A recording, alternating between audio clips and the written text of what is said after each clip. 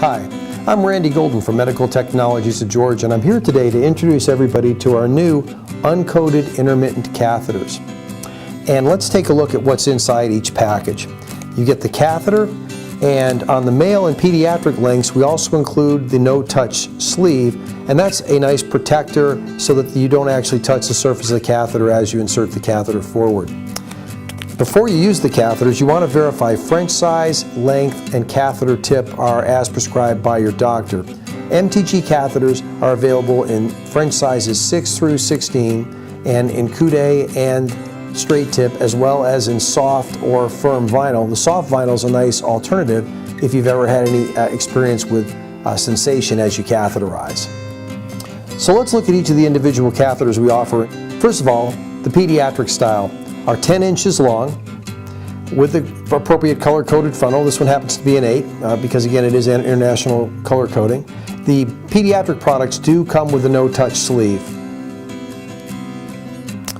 For ladies, we have the female length catheter, which doesn't have the sleeve, and the reason being that we felt like there wasn't enough room on the catheter to be able to hold the catheter and the sleeve, and we thought the sleeve might just get in the way. So we offer this one without the sleeve, but again, as you watch the female video, you see how easy this catheter is to insert. For male users, we have a couple different options. The 16-inch long male catheter does come with the blue no-touch sleeve. This is our firm option. We also make that exact same catheter in a softer variety. So if you have any sensation as you catheterize, you may wish to try the soft variety, as it is going to be more comfortable to insert, again with the blue no-touch sleeve. And then finally, we offer the coude variety. This happens to be a 16, again the orange tip, and you see here the end of the catheter has a little bend on it, and that is designed to get the catheter past any strictures along the way or an enlarged prostate. All of our catheters, whether it be coude, pediatric, etc., all have rounded, fire-polished eyelets. So they're going to be less traumatic as the catheter passes through the urethra, less irritating. And all of our catheters are DEHP free. There isn't any of the DEHP carcinogen in any of our catheters. Hygiene is very important when you catheterize. Always remember to wash your hands and your genitalia prior to catheterization and afterwards. For catheterization of the female patient using the uncoated catheter and jelly, let's talk about that process. So the first thing I'm going to do is I'm going to set the catheter aside for the time being, and I'm going to open up the sterile lubricant packet.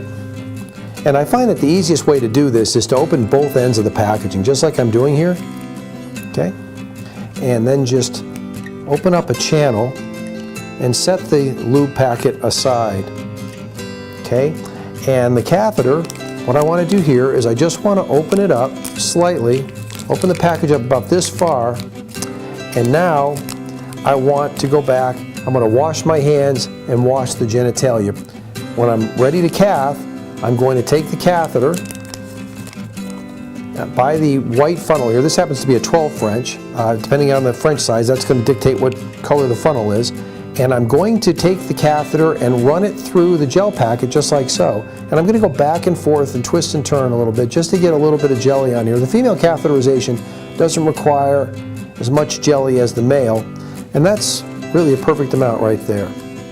I'm right-handed, so I'm going to do all the advancing with my right hand, and I'm going to hold the labia separated with my left. I'm going to use 2 fingers to do so, and I'm going to insert the catheter and the jelly on in like so.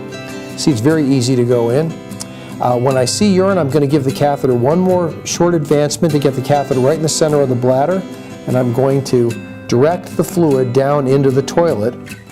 When I'm finished, and I see no more fluid flowing, I'm going to pull the catheter out about a ½ an inch to see if I have additional fluid.